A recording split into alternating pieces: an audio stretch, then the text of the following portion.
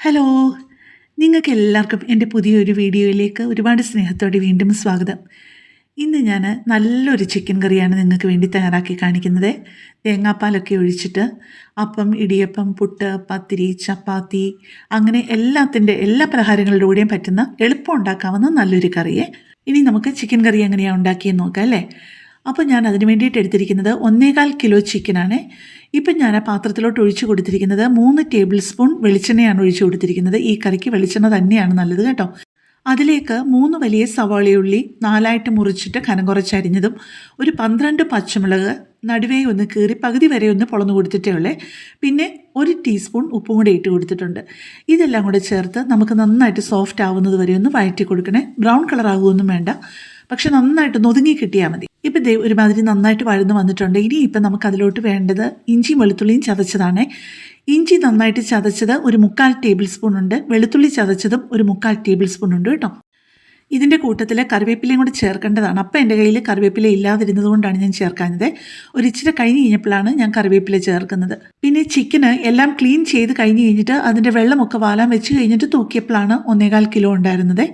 അപ്പോൾ ആദ്യം തന്നെ ഞാനൊരു കാര്യം പറഞ്ഞോട്ടെ. എൻ്റെ വീഡിയോ ഒക്കെ ഇഷ്ടപ്പെടുകയാണെന്നുണ്ടെങ്കിൽ നിങ്ങൾ എൻ്റെ പേജ് ഒന്ന് സപ്പോർട്ട് ചെയ്യുകയും ലൈക്ക് ചെയ്യുകയും കമൻറ്റ് ചെയ്യുകയും നിങ്ങൾക്ക് ഇഷ്ടപ്പെടുന്ന വീഡിയോയിൽ മറ്റുള്ളവരിലേക്ക് ഷെയർ ചെയ്യുകയും ചെയ്താൽ ഒരുപാട് സന്തോഷം.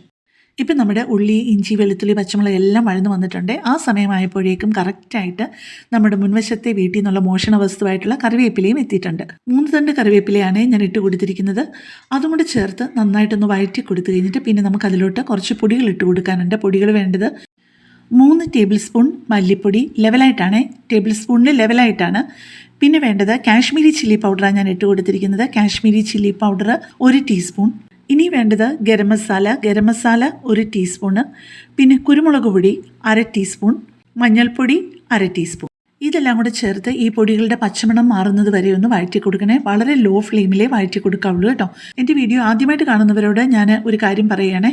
നിങ്ങൾക്കെല്ലാം അറിയാമല്ലോ, നന്നായിട്ട് വഴറ്റി കഴിയുമ്പോഴാണ് കറിയുടെ ശരിയായിട്ടുള്ള ആ ഒരു ടേസ്റ്റ് വരുന്നത്. പെട്ടെന്ന് ഒന്ന് ഉഴപ്പി വഴറ്റി കഴിഞ്ഞ് കഴിഞ്ഞാൽ ആ കറിയുടെ യഥാർത്ഥ ഒരു ടേസ്റ്റ് കിട്ടത്തില്ല. അപ്പം ഞാൻ കുറച്ച് കൂടുതൽ നേരം ഈ പൊടികളൊന്നും കരിയാതെ തന്നെ വഴറ്റാനുള്ളൊരു ട്രിക്ക് ഞാൻ എപ്പോഴും ചെയ്യാറുള്ളത്.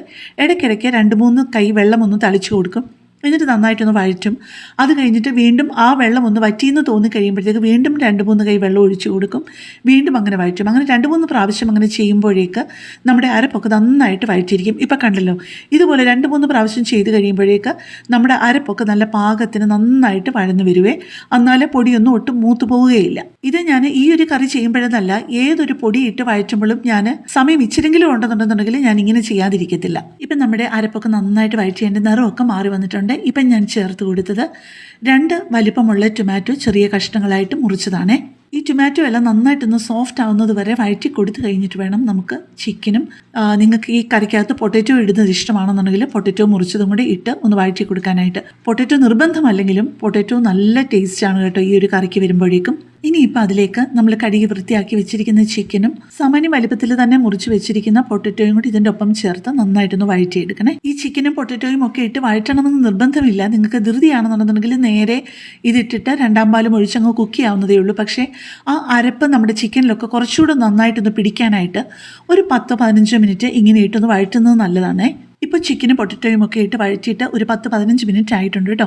അത് കഴിഞ്ഞിട്ട് ഞാൻ ഇപ്പോൾ ചെയ്യുന്നത് എന്നാന്ന് വെച്ച് കഴിഞ്ഞാൽ ആ ചിക്കൻ്റെ ലെഗ് പീസസും കരളും ഞാൻ അതിൽ നിന്നങ്ങ് മാറ്റുവാണേ. നിങ്ങൾക്കറിയാമല്ലോ, പെട്ടെന്ന് അതങ്ങ് വെന്ത് ഉടഞ്ഞു പോകും. അതുകൊണ്ട് അത് വെന്ത് വരുമ്പോഴേക്കും തീരെ അങ്ങ് ഉടഞ്ഞ് ഇല്ലാതായി പോകാതിരിക്കാൻ വേണ്ടിയിട്ട് ഒരു പകുതി വേവ് കഴിയുമ്പോഴാണ് ഞാൻ അതിലേക്ക് ആ കോഴിയുടെ കരളും ലെഗ് പീസസും ഇട്ട് കൊടുക്കുന്നത്. തേങ്ങാപ്പാൽ എടുക്കാനായിട്ട് എടുത്തിരിക്കുന്നത് 4 കപ്പ് തേങ്ങയാണ്. നിങ്ങൾക്ക് അതിൽ കുറച്ച് 1-2 കപ്പ് തേങ്ങ വേണമെന്നുണ്ടെങ്കിൽ എടുത്താൽ മതി. ഒരുപാട് ചാറ് വേണ്ടാന്നുണ്ടെങ്കിൽ. ഇവിടെ നന്നായിട്ട് തേങ്ങാപ്പാലിൻ്റെ ടേസ്റ്റ് ഇഷ്ടമാണ്. അത് തന്നെയല്ല, ചാറും വളരെ നന്നായിട്ട് വേണം. അതുകൊണ്ടാണ് ഞാൻ എടുത്തിരിക്കുന്നത്. 4 കപ്പ് തേങ്ങയിൽ ആദ്യം ഞാൻ 1-ാം പാൽ എടുത്തത് 3/4 കപ്പ് വെള്ളമൊഴിച്ച് നല്ല കട്ടി തേങ്ങാപ്പാൽ എടുത്തു.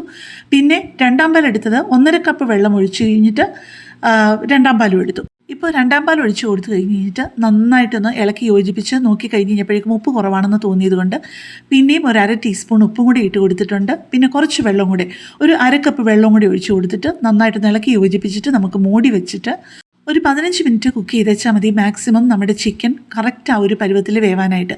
എല്ലാം കൂടി ചേർത്ത് നന്നായിട്ടൊന്ന് ഇളക്കി യോജിപ്പിച്ച ശേഷം നമുക്ക് മൂടി വെച്ച് കുക്ക് ചെയ്യണേ. പക്ഷേ ആ മൂടി വെച്ച് കുക്ക് ചെയ്യുന്നതിൻ്റെ ഇടയ്ക്കിടയ്ക്ക് ഒന്ന് ഇളക്കി കൊടുക്കാൻ മറക്കരുത് കേട്ടോ. അതുപോലെ ഹൈ ഫ്ലെയിമിലിട്ട് ഈ ചിക്കൻ കുക്ക് ചെയ്തെടുക്കരുത്.